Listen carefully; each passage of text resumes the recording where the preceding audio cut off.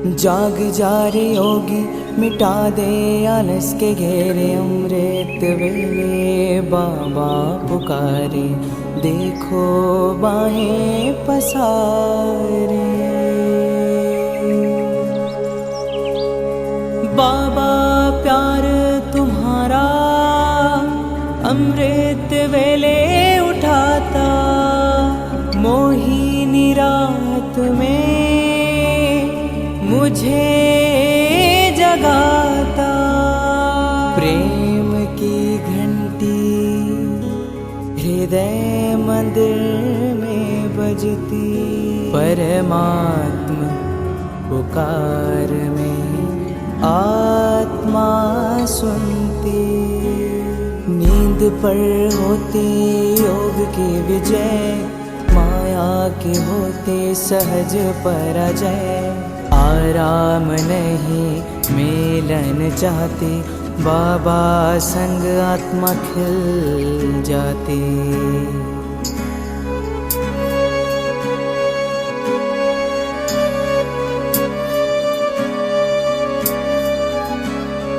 अपने कहा रात को अलविदा, परवाना हुआ क्षमा पे फिदा।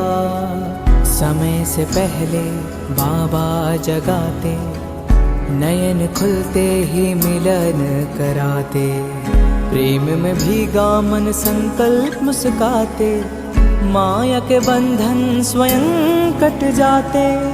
ठंडी गर्मी बारिश अब तप के साथी, मौसम की मार अब ना डराती। सोना अब आराम नहीं माया है, नींद अब अमृत नहीं विष का साया है। कमाई नहीं ये ऊर्जा की चोरी है, सुस्ती की धुन में बजी माया की लुरी है।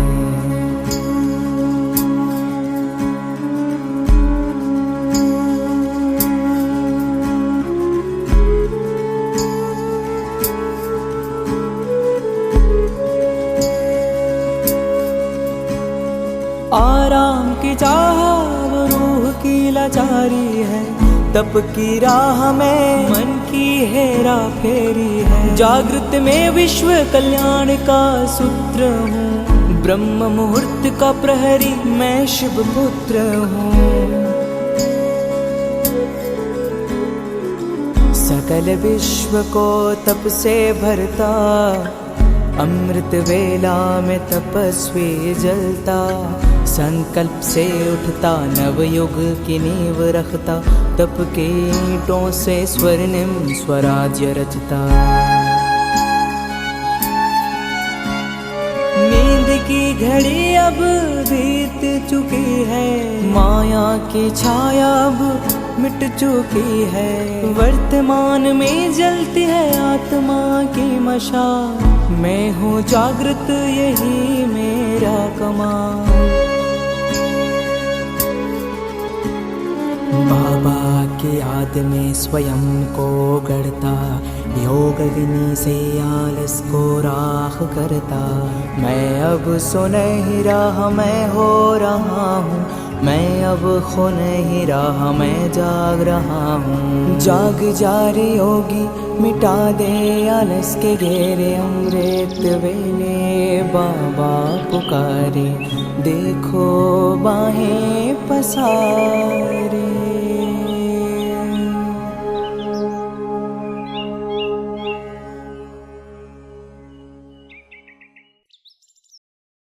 ओम शांति। युगांतर का द्वार, अमृत वेला। स्वयं के भाग्य को देखो और दूसरों को खुशी बांटो। अभी जबकि सारी दुनिया कोई ना कोई फिक्र में है, सवेरे से उठते ही अपना, परिवार का, कार्य व्यवहार का, मित्र संबंधियों का कोई ना कोई फिक्र होगा। लेकिन आप सभी अमृत वेले से बेफिक्र बादशाह बन दिन आरंभ करते हो और बेफिक्र बादशाह बन हर कार्य करते हो। पीछे आवाज सुनाई दे रही है, बारिश की आवाज माइक की आवाज से बहुत ज्यादा तेज है। क्या सुना? स्वयं के भाग्य को देखो और दूसरों को खुशी बांटो। अभी जबकि सारी दुनिया कोई ना कोई फिक्र में है, सवेरे से उठते ही अपना परिवार, कार्य, व्यवहार और मित्र संबंधियों का कोई ना कोई फिक्र होगा, लेकिन आप सभी अमृत वेले से बेफिक्र बादशाह बन दिन आरंभ करते हो और बेफिक्र बादशाह बन हर कार्य करते हो।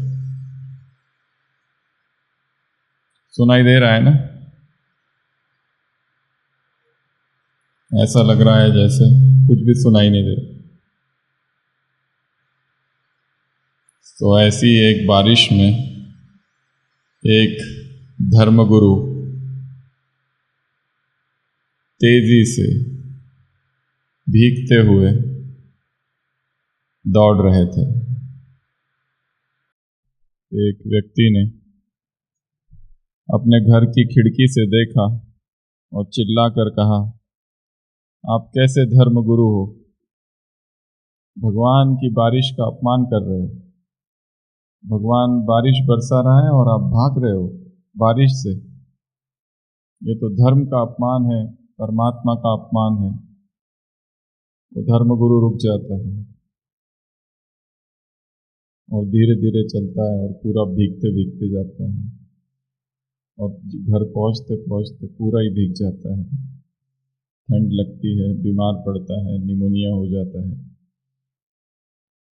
अगले दिन वो अपने घर के खिड़की में और देखता है फिर से बारिश हो रही है और ये जो व्यक्ति है अब ये दौड़ रहा है। धर्मगुरु चिल्लाकर उस व्यक्ति से कहता है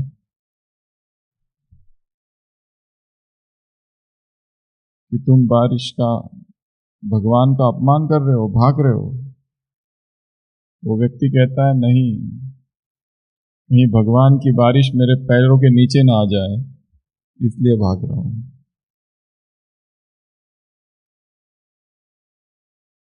तो व्यक्ति हर जगह अपना स्वार्थ साधता है। ये संसार स्वार्थ से भरा है, चिंताओं से भरा है, फिक्रों से भरा हुआ है।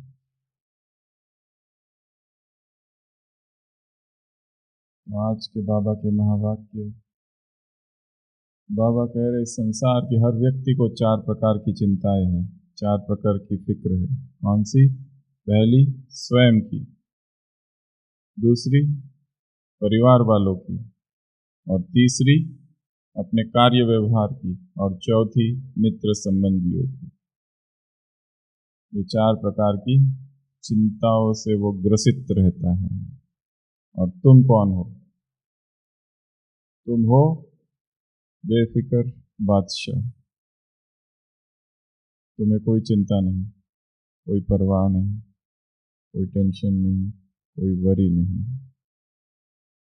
दिन का आरंभ भी बेफिक्र और दिन का अंत भी बेफिक्र। खुशी तुम्हारे भीतर है और इस खुशी को बांटते रहो। तो आज के 3 सूत्र है। पहला, बेफिक्र रहना, निश्चिंत।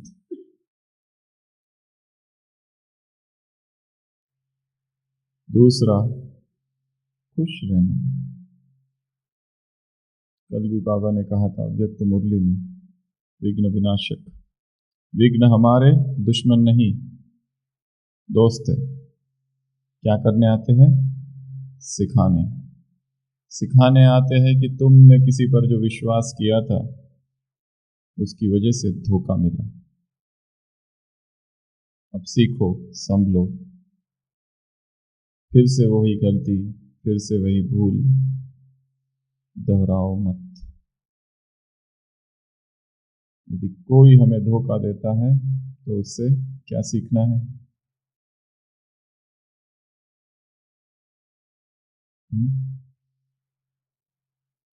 भूल उसकी नहीं है, हमारी है। हमने विश्वास किया। संसार में चीजें होगी, जाएगी, होती रहेगी, जाती रहेगी, प्रवाह है। दुख आएगा, दुख जाएगा, विकार आएंगे, विकार जाएंगे, स्थायी कुछ भी नहीं है। Immutability is the only law. सब कुछ परिवर्तनशील है, बस यही एकमात्र चीज है जो परिवर्तित नहीं होती। कौन सी?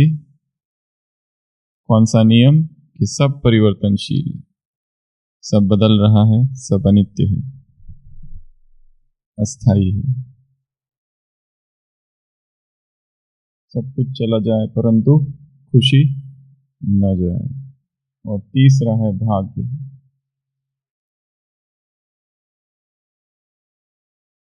अपने भाग्य को देखो, पर भाग्य के साथ एक और सूक्ष्म चीज करनी है।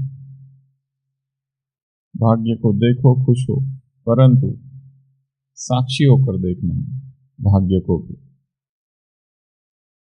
नहीं तो अहंकार आ सकता है। अपने भाग्य को भी साक्षी होकर देखो। जीवन में जो कुछ हो रहा है उसे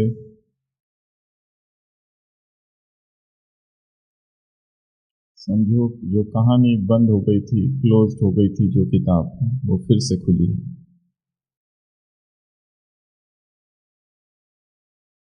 अधूरी कहानियां पूरी हो रही है, और जो कहानियां बंद हो गई थी, जो किताब बंद हो गई थी, ऐसी कुछ किताबें फिर से खुलती है।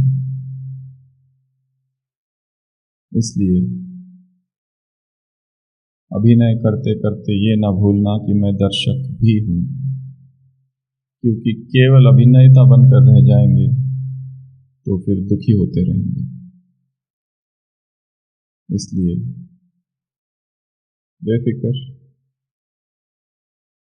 खुश और अपने भाग्य को निहारो, परंतु कैसे? साक्षी होकर, डिटैच्ड। जब हम डिस आइडेंटिफाई करते हैं अपने आप को, तब स्थिर रह सकते हैं। जब तदात्म स्थापित हो जाता है किसी भी रोल के साथ, तो वहां फिर इच्छाएं और अपेक्षाएं उत्पन्न होती है और वो दुखी करती है। और सबसे बड़ा भाग्य ये है कि भगवान साथ है। संसार के लोग भगवान को ना जानते हैं, ना जानना चाहते हैं। उन्हें कोई खबर ही नहीं है उस परम की।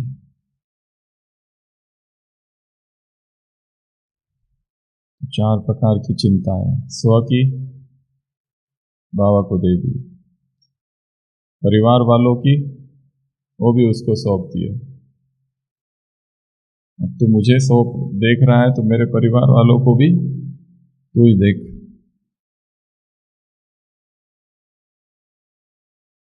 तीसरा, कार्य व्यवहार की, जो भी कार्य में, वर्क में, ड्यूटी में, सेवा में, कर्तव्यों में यदि टेंशन है तो उसको क्या कर देना है?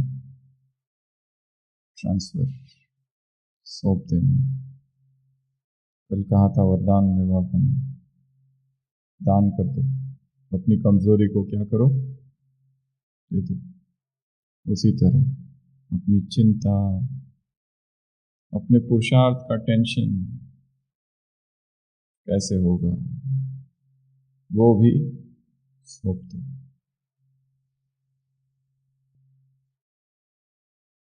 एक उसी को सहारा बना लेना। जैसे यात्री कोई भटक गया हो, अंधेरा हो और अचानक कोई आ जाए दिया लेकर और कहे कि यहाँ से जाओ,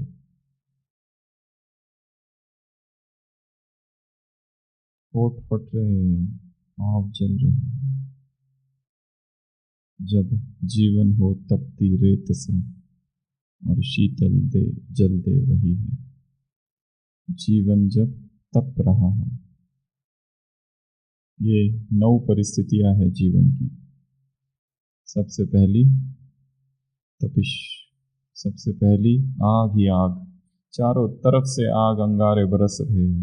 मित्रों की तरफ से परिस्थितियां, जीवन, द्वंद्व, विकार, स्मृतियां, आकर्षण। जब जीवन हो तपती रेत सा और शीतल जल दे वही है। दूसरा, जब राहें हो सब उलझी और दिशा दिखाए वही है। किसी रेगिस्तान में यदि कोई यात्री भटक गया हो और कोई उसे राह दिखा दे, बाबा वो कंपास है जो भटके हुए राही को दिशा दिखाता है, दिशा सूचक यंत्र।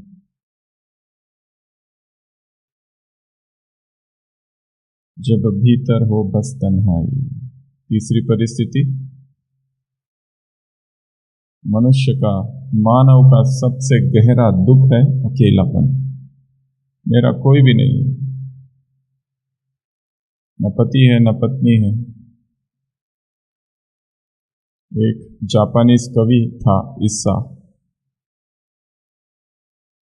जापानीज में छोटी छोटी कविताएं होती है, हाइको जिसको कहते हैं, जो केवल एक या ज्यादा से ज्यादा 2 लाइन की होती है बस, पर गहरे अर्थ समाये होते हैं उनमें। तो जो कवि था इस्सा, शायद ऐसा ही उसका कुछ नाम था, उसकी पत्नी मर गई, बहुत दुखी हुआ। 5 संतान थी, एक के बाद एक आंखों के सामने पांचों के पांचों मर गई। बहुत इतना दुखी, और कवि का हृदय है, और जीवन में जब इतना दुख आ गया, अंदर तो बहुत नाजुक है। कोई कहता है आश्रम में जाओ, मोनेस्ट्री में जाओ, कोई साधु मिलेगा, कोई बौद्ध भिक्षु, उससे कुछ शिक्षा लो। वो जाता है, अपना दुख सुनाता है, ऐसा मेरे साथ हो गया, पत्नी मर गई, 5 बेटे थे वो भी चले गए, मैं अकेला बचा हूं, 33 एज, मैं क्या करूं, बहुत दुखी हूं। वो भिक्षु कहता है जीवन अनित्य प्रवाह है, चीजें आ रही है, चीजें जा रही है, तुम पकड़ो मत। वो घर जाता है और एक कविता लिखता है जिसको कहते हैं हाइकू। उसमें 2 ही लाइन है, life is but dew drop, जीवन ओस की बूंद मात्र है, बट बट बट, कविता पूरी हुई। जीवन पता है मुझे कि जीवन अनित्य है और जीवन ओस की बूंद की समान है, अब है और अब चला गया, फिर भी आशा हृदय में ऐसी है कि वो जाती नहीं।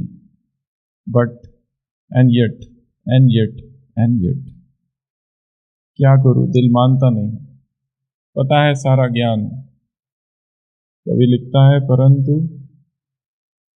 Life is but dew drop and yet and yet and yet, dash dash dash. कविता पूरी हो गई। हाइकू।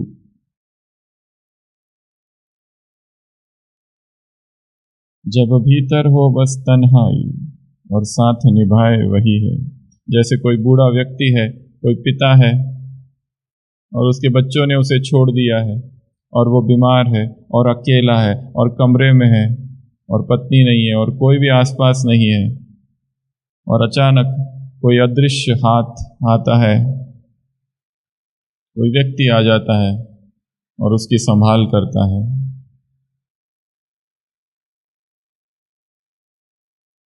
उसी तरह भगवान हमारा परम मित्र है। हर ऐसी परिस्थिति में वो आ जाता है। जब भीतर हो बस तन्हाई और साथ निभाए वही है। जब अंधेरे में कुछ न दिखे और चांद सा चमके वही है।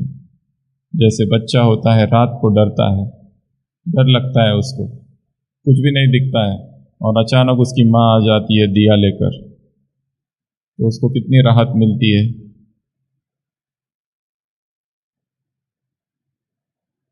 जब खो गया हो किनारा और गोदी में ले वही हो। जैसे कोई नाविक है और समुद्र में तूफान आ गया हो और उसे अब कुछ समझ नहीं रहा है, उसकी नाव डूबने को हो और एक बड़ा जहाज आ गया और वो बड़ा जहाज उस नाविक को अपनी ओर खींच ले। वैसे भगवान वो बड़ा जहाज है, सबसे सुरक्षित बंदरगाह उसकी गोद है। जब डर लगे हर कदम पे और साहस दे वही है।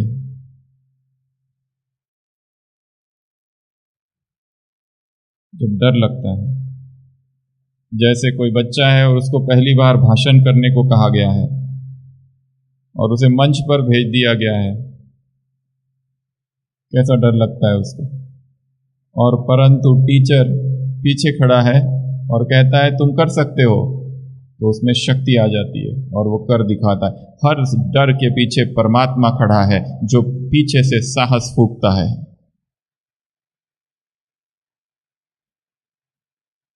जब डर लगे हर कदम पे और साहस दे वही है। जब भूल से डगमग पाव हो और कोई थामे वही है। जैसे किसी पहाड़ी पर हम चढ़ रहे और फिसल रहे, परंतु कोई मित्र साथ में है और जिसने हाथ पकड़ लिया और हम गिरने से बच गए।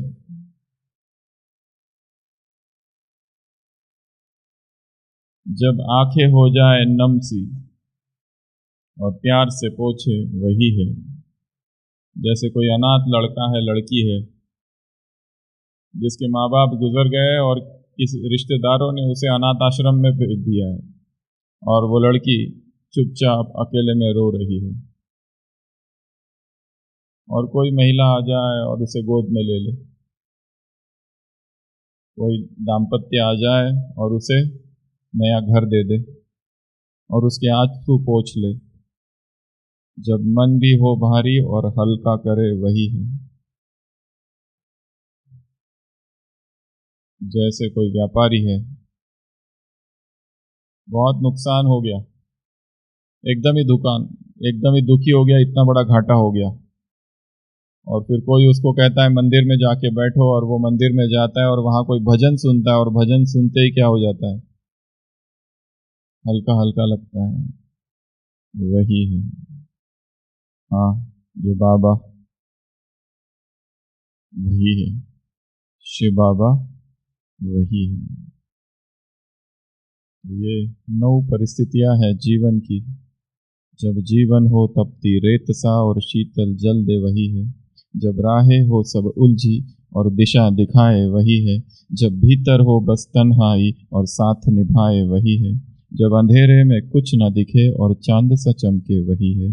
जब खो गया हो किनारा और गोदी में ले वही है। जब डर लगे हर कदम पर और साहस दे वही है। जब भूल से डगमग पाव हो और कोई थामे वही है।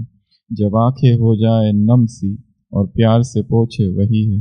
जब मन भी हो भारी और हल्का करे वही है, वही है, वही है।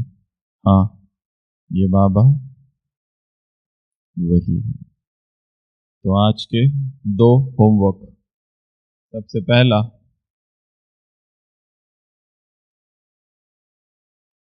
अपने जीवन की किसी एक चिंता को एक कागज पर लिखेंगे, या और उसे जला देंगे या फिर फाड़ देंगे।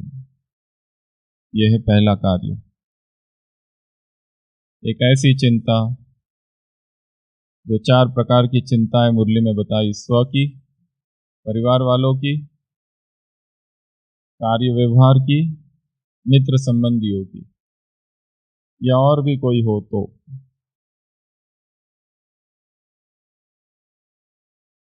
घर गृहस्थी की।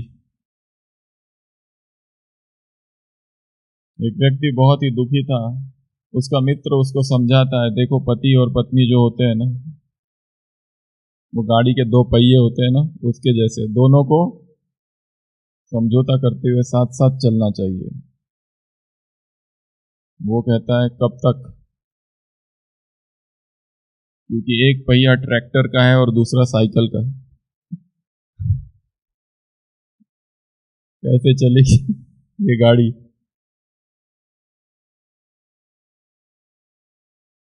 तो जो भी चिंता है, जो भी टेंशन है, जो भी वरी है, स्ट्रेस है, उसको क्या करना है, छोटे से कागज पर लिखना है और लिखकर हाथ में लेके बैठना है बाबा के कमरे में या योग में, ट्रांसलाइट के सामने, चित्र के सामने, या फिर वैसे ही, और थोड़ी देर तक योग करना है।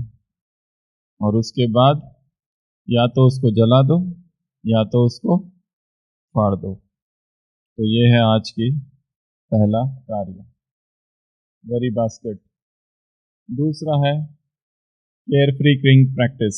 जब भी योग में बैठेंगे तो क्या अनुभव करो, मेरे सिर पर एक ताज है। कौन सा ताज? बेफिक्र बादशाह का ताज। तो ये है आज का दूसरा कार्य।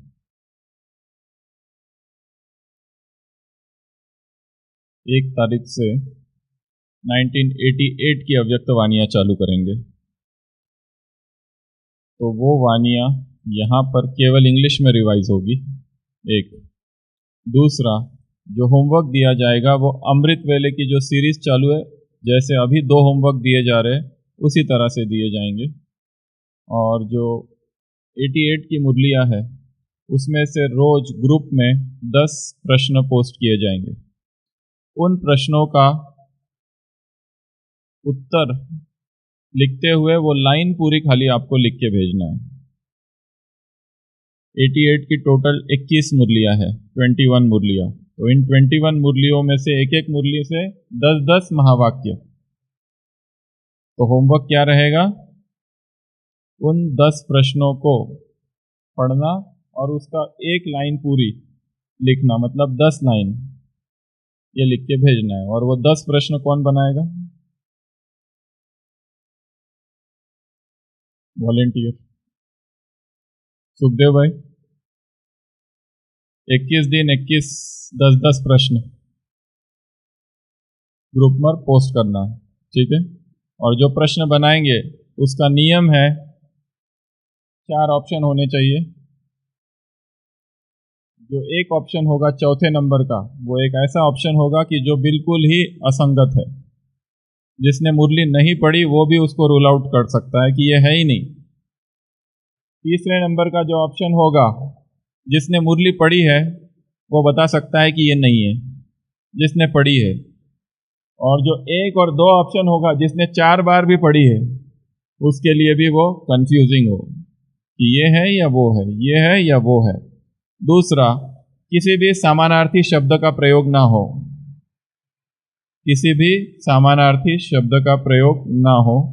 दूसरा, जो भी एमसीक्यू हो उसमें वैरायटी हो, अलग अलग प्रकार के एमसीक्यू हो, केवल फिल इन द ब्लैंक्स नहीं, कोई फिल इन द ब्लैंक्स, कोई प्रश्न उत्तर, कोई जोड़ी लगाना, ऐसे अलग अलग वैरायटी के वो प्रश्न हो। कोई ट्रू फॉल्स, कोई करेक्ट इनकरेक्ट, कोई भगवान की वाणी, माया की वाणी, कोई मनमत, श्रीमत, परमत, इस टाइप के। तो 21 दिन 21 प्रश्न पोस्ट, 21 दिन 10-10 प्रश्न पोस्ट होंगे। वो आपको केवल लिखना एक वाक्य, ठीक है। तो अभी हम लेंगे 10 प्रश्न। किस मुरली से? पीछे सुनाई दे रहा है क्या? ऐसा लग रहा है जैसे कुछ भी सुनाई नहीं दे रहा है। हाँ,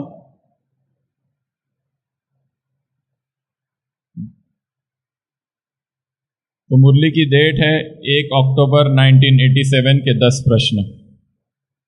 पहला प्रश्न, पत्थर समान आत्माएं भी ईश्वरीय परिवार के स्नेह से पिघल डैश बन जाती है। यह है ईश्वरीय परिवार के प्यार की कमाल। जो आत्माएं पत्थर समान हैं वो इस प्यार के कारण पिघल कर क्या बन जाती है? पहला बर्फ, दूसरा लोहा, तीसरा शीतल, चौथा पानी। पानी, तो उत्तर है पानी। लोहा टोटली आउट। बर्फ, अब जिसने मुरली पढ़ी है उसको पता है बर्फ नहीं है। और पानी है या शीतल है, दोनों भी हो सकते हैं, तो दो ऑप्शन कंफ्यूजिंग रहेंगे। तो उत्तर है पानी। अगला प्रश्न, कितना भी कोई स्वयं को अलग रास्ते वाला माने लेकिन ईश्वरीय स्नेह सहयोगी बनाए आपस में एक हो आगे बढ़ने के सूत्र में बांध देता है। सही है या गलत है? कितना भी कोई स्वयं को अलग रास्ते वाला माने लेकिन ईश्वरीय स्नेह सहयोगी बनाए आपस में एक हो आगे बढ़ने के सूत्र में बांध देता है। सही है, सही है। सहयोगी बनने की निशानी है आज सहयोगी और कल डैश बन जाएंगे। पहला उत्तर भोगी, दूसरा रोगी, तीसरा अधिकारी और चौथा सहजयोगी। उत्तर सहजयोगी। ईश्वरीय स्नेह परिवर्तन का फाउंडेशन है अथवा जीवन परिवर्तन का डैश है। हथियार, कारण, आधार, बीज रूप, बीज स्वरूप। उत्तर है बीज स्वरूप।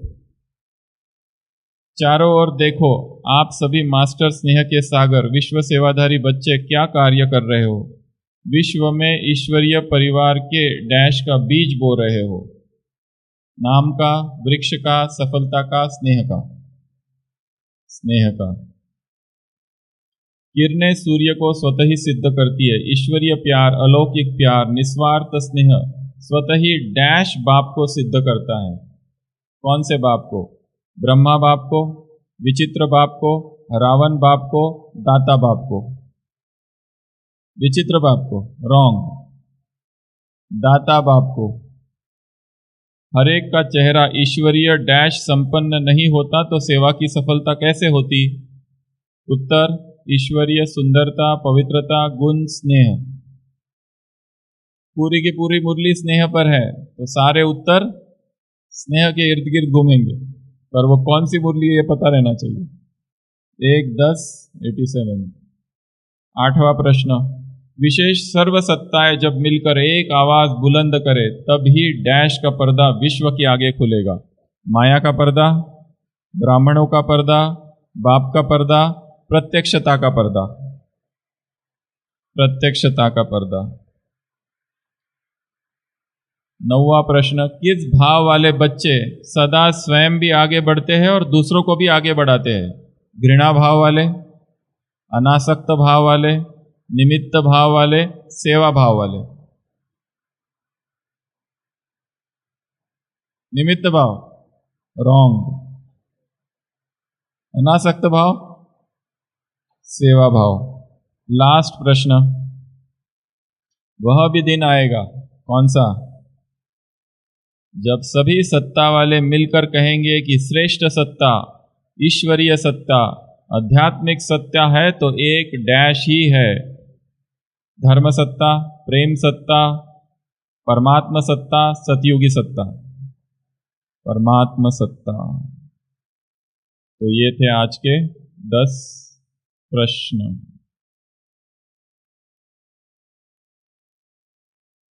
तो क्या क्या देखा हमने? पहले तो अमृत वेले के महावाक्य देखे, दूसरा 3 सूत्र देखे। कौन कौन से? बेफिक्र, खुशी, भाग्य। उसके बाद में 2 होमवर्क देखे। उसके बाद में जीवन की 9 परिस्थितियां देखी और ये 10 प्रश्न देखे। तो आज दादी का दिन है। दादी के टोटल 13 मैसेजेस आए थे भोग संदेश 27 तारीख से। उसमें जो अंतिम मैसेज था गुलजार दादी के द्वारा, उसकी कुछ लाइनें हम पढ़ रहे हैं। उसको ध्यान से सुनेंगे। और बहुत ही शक्तिशाली ये वाक्य है। वो 13 के 13 मैसेजेस ग्रुप पर पोस्ट कर देंगे। अगर हो सके तो 13 के 13 पढ़ लो, अगर नहीं पढ़ सके तो पहला और 13वां, ये 2 मैसेजेस पढ़ने हैं क्योंकि लंबे मैसेजेस हैं। तो इसमें गुलजार दादी के द्वारा आया हुआ ये 13वां मैसेज बाबा ने सुनाया। दादी बच्चे के रूप में जाएंगी, लेकिन कहाँ जा रही है ना उसको स्वप्न में भी, लेकिन जहाँ जा रही है उनको स्वप्न में भी नहीं है कि बच्चा हो सकता है। क्यों ऐसा है? क्यों? क्योंकि आयु बड़ी है, भक्त है और थोड़ी आधी लाइफ वाले हैं। बच्चा पैदा करने वाली लाइफ से थोड़ी बड़ी आयु के हैं। तो दादी कहाँ जा रही है? ऐसे पहले तो भक्तों के घर में, और भक्त भी कैसे है? अधेड़ उम्र के, थोड़े से ज्यादा उम्र है। इसलिए उन्हों को स्वप्न में भी नहीं है कि हमारे को कुछ हो सकता है। लेकिन प्रवेशता की हलचल होती है ना, जब हलचल होती है तो उन्हों को आएगा कि यह क्या हो रहा है। अभी तो दादी वतन में थी। पहला जो संदेश है उसमें बाबा ने कहा था कि बच्चे की इच्छा थी कि दादी वतन में रहे, और बाबा मूर्ख भी बच्चों की इच्छा पूरी न करे, ये हो नहीं सकता। तो कितना दिन वतन में रहेगी? 13 दिन मुरली में मैसेज में है। अभी तो दादी वतन में थी, हलचल होगी तब सोचेंगी यह क्या हो रहा है। बाबा ने दिखाया कि वह माता और भाई बहुत भक्त है। वो दोनों क्या है? माँ बाप भक्त। पानी भी पीते हैं तो भगवान को पहले अर्पण करके पीते हैं, ऐसी उनकी नवधा भक्ति है। इस कलयुग में कोई नवधा भक्ति करे बहुत बड़ी बात है। भक्ति ही नहीं करते पहले तो। संसार किसमें डूबा हुआ है? भोग विलास में, पैसों के पीछे। ऐसे इस कलयुगी संसार में, ऐसे इस सृष्टि पर अभी भी वो माँ बाप है। संपन्न परिवार, भक्त परिवार, और पानी पीते समय भी भगवान को अर्पित करते। श्री कृष्णार्पणम मस्तु, शिवार्पणम मस्तु। जो सच्चे भक्त होते हैं ना, वो क्या करते? समर्पित करते हैं।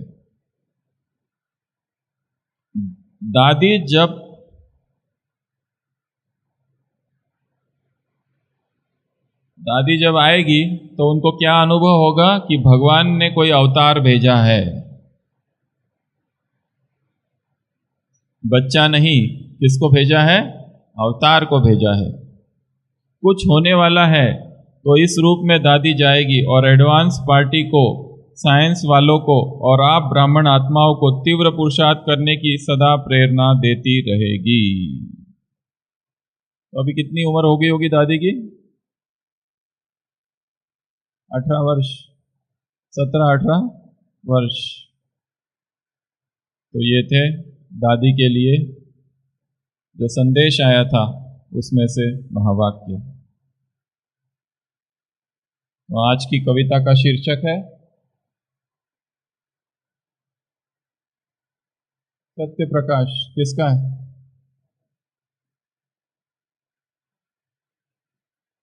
आर्य समाज की एक किताब है सत्यार्थ प्रकाश, स्वामी दयानंद सरस्वती की। उनके लिए वो मुख्य किताब है, बाइबल है। जो उसमें लिखा है वही सत्य है, बाकी सब झूठ। सत्यार्थ प्रकाश, उसके आधार पर ही आर्य समाज है। और वेदों की बहुत सुंदर सुंदर बातें उसमें लिखी हुई है, और उसे मुख्य ग्रंथ माना जाता है। तो अभी हम सुनेंगे सत्य प्रकाश। ओम शांति।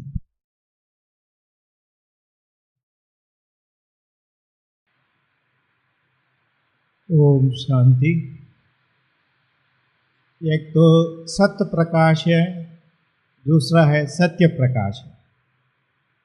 एक एटर्नल लाइट है, एक ट्रू लाइट है। दोनों शिव बाबा है। शिव बाबा से हमको बहुत कुछ मिला है।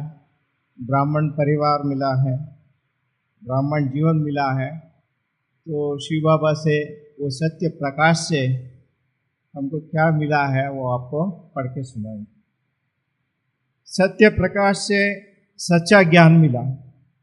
द्वापर युग से अनेक ज्ञान हम उठाए, लेकिन अभी सच्चा ज्ञान मिला। सत्य प्रकाश से सच्चा मित्र मिला, true eternal friend Satya Prakash. Satya Prakash से सत्य संगठन मिला। तो दूसरा संगठन में हम गए थे, अभी सत्य संगठन मिला, वो भी हमारे लिए एंजल ऑफ शिवा मिला। तो ये हम सत्य प्रकाश से मिला। सत्य प्रकाश से सच्चा बाप मिला। सत्य प्रकाश से सच्चे संस्कार मिला। अनेक संस्कार में भटके हुए थे, अभी वह सत्य संस्कार मिला। सत्य प्रकाश से सच्चा संबंध मिला। सच्चा संबंध मिला तो ब्राह्मणों का संबंध और परिवार का संबंध, बाबा से संबंध, एटर्नल रिलेशनशिप वो मिला।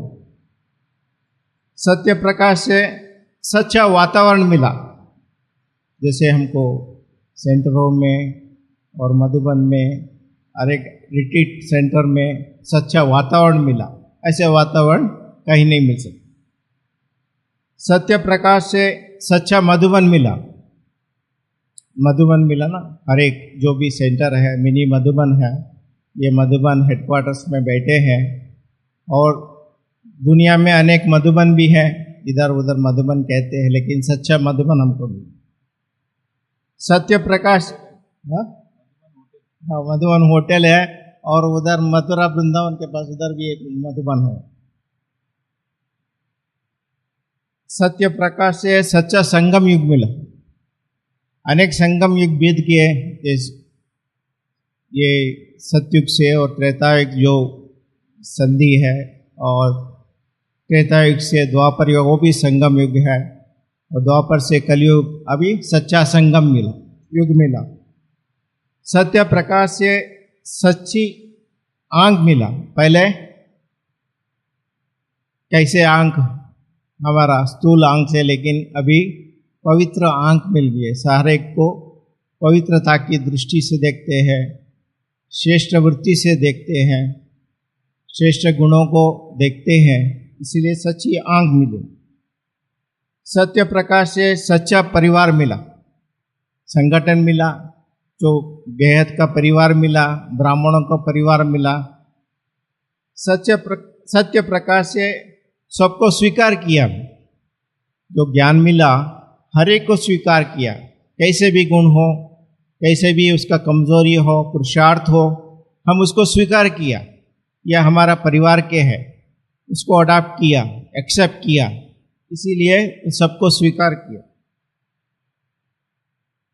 सत्य प्रकाश से खुद को चेक करने का अवसर मिला। सत्य प्रकाश से हम दूसरों को चेक करते थे, अभी हम खुद को चेक करने का अवसर मिला। बाहर देखते थे, अभी अंदर झांक के देखते हैं। सत्य प्रकाश से करुणा का भाव उत्पन्न हुआ, प्रकट हुआ, क्योंकि जो बेहद का करुणा जो है, कंपैशन है पूरा वर्ल्ड के लिए, वो बेहद का हो गया हमारा। नहीं तो लिमिटेड था हमारा कंपैशन, अपना परिवार का था, अपना दोस्त का था। अभी बेहद में कंपैशन है, पूरा विश्व के लिए करुणा उत्पन्न हो गया, प्रकट हो गया। सत्य प्रकाश से निरंतर सच्चा प्यार मिला। बाबा बोलते हैं कि आप याद करो नहीं करो, मैं तो आपको याद करूंगा। आप गुड नाइट बोलो नहीं बोलो, मैं तो आपको आके गुड नाइट बोलूंगा। वो निरंतर प्यार एक बार जुट गया शिव बाबा से, वो निरंतर प्यार बहती रहती है। वो सच्चा प्यार मिला, वो प्यार से हम सभी पल रहे हैं। ओम शांति। श्रीकांत भाई,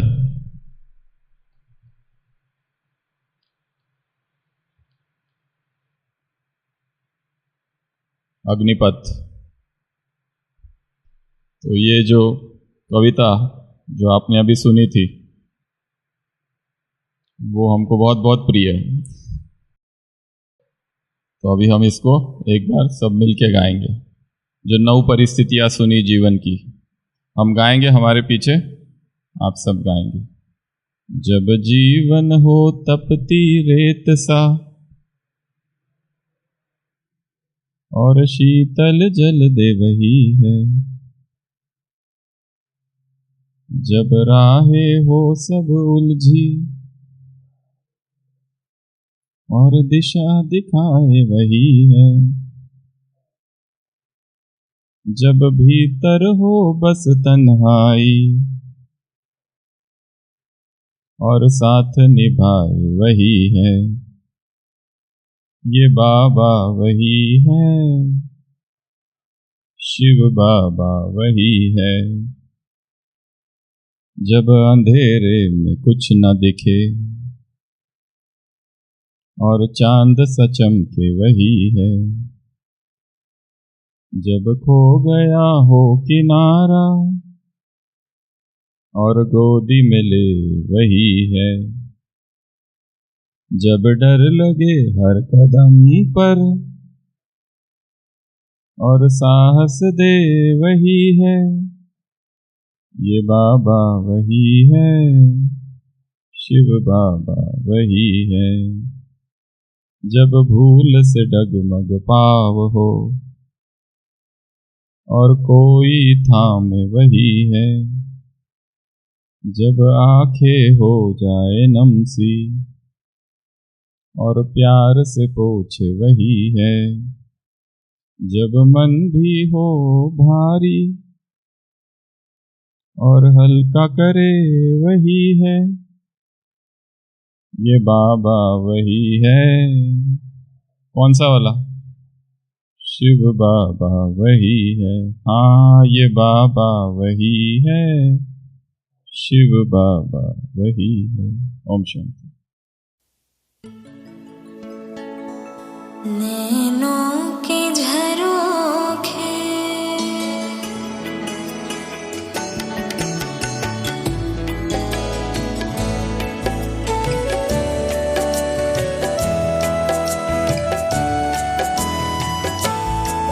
जब जीवन हो तपती रेत सा और शीतल जल दे वही है।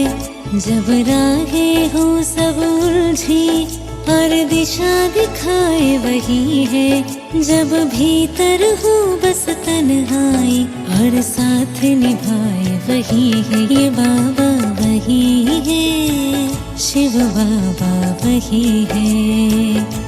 ये बाबा वही है, शिव बाबा वही है।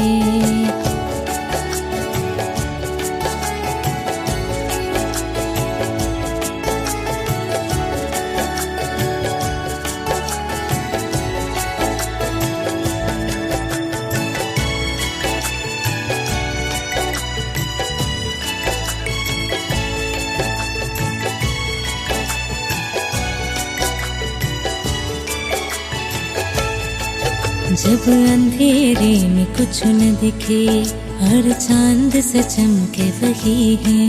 जब खो गया हो किनारा और गोदी में ले वही है। जब डर लगे हर कदम पे और साहस दे वही है। जब डर लगे हर कदम पे और साहस दे वही है। ये बाबा वही है, शिव बाबा वही है। ये बाबा वही है, शिव बाबा वही है।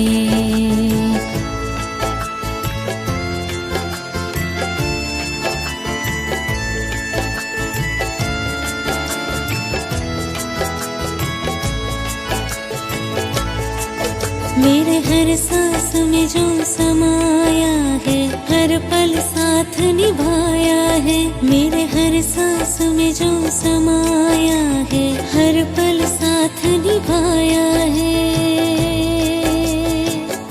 ये बाबा वही है, शिव बाबा वही है। ये बाबा वही है, शिव बाबा वही है।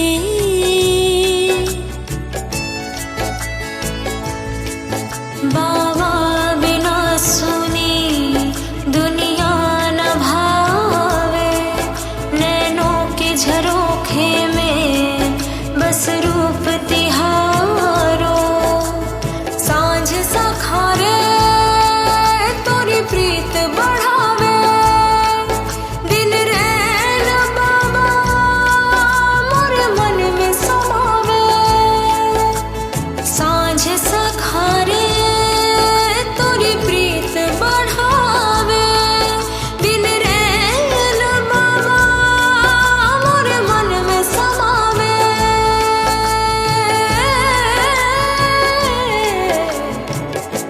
ये बाबा वही है, शिव बाबा वही है। ये बाबा वही है, शिव बाबा वही है।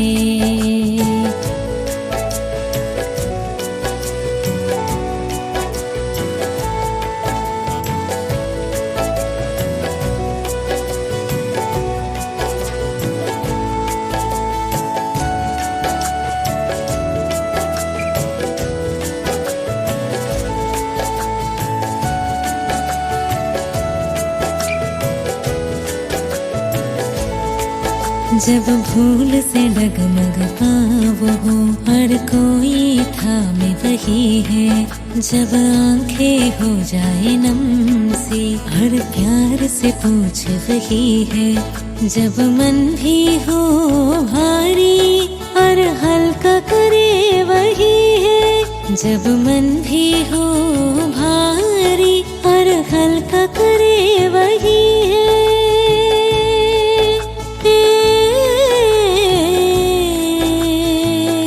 ये बाबा वही है, शिव बाबा वही है। हाँ, ये बाबा वही है, शिव बाबा वही है।